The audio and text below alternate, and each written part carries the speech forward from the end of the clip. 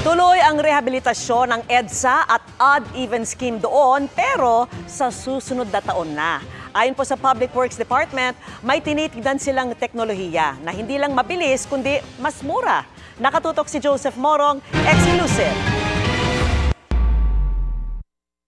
Tapos na ang isang buwang palugit ni Pangulong Bongbong Marcos para pag-aralang muli ang rehabilitasyon ng EDSA.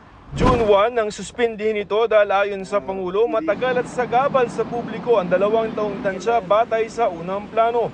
Baka aniya may mga bagong teknolohiya para mapabilis yan.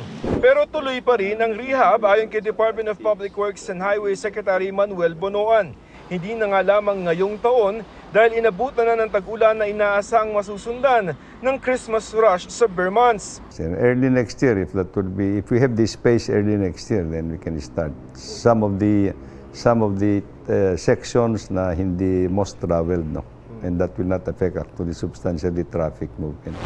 Ayon sa DPWH, mas mabilis at mas mura ang tinitingnan nilang teknolohiya para kumpunihin ang EDSA. Sa orihinal na plano kasi, lane by lane na babakbakin ang kahabaan ng EDSA saka papalitan ng bagong kalsada.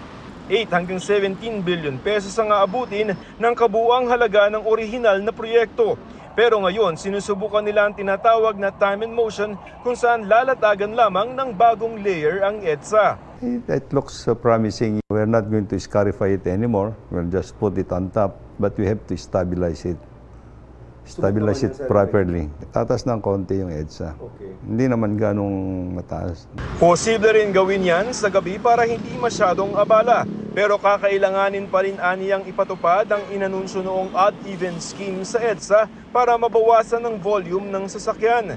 Isusumite ng DPWH sa Pangulo ang rekomendasyon, oras na maisapinal na nila ang teknolohiyang gagamitin. Bagaman sa susunod na taon pa ang rehab, tuloy pa rin ngayong taon ang plano ng Department of Transportation na dagdagan ang mga bus sa EDSA busway. Pinag-aaralan pa rin kung pwedeng paagahin ang operasyon ng MRT at kung pwede nang gamitin sa MRT ang 24 na mga bago ng Dalian trains na hindi agad nagamit dahil hindi lapat sa sistema ng MRT.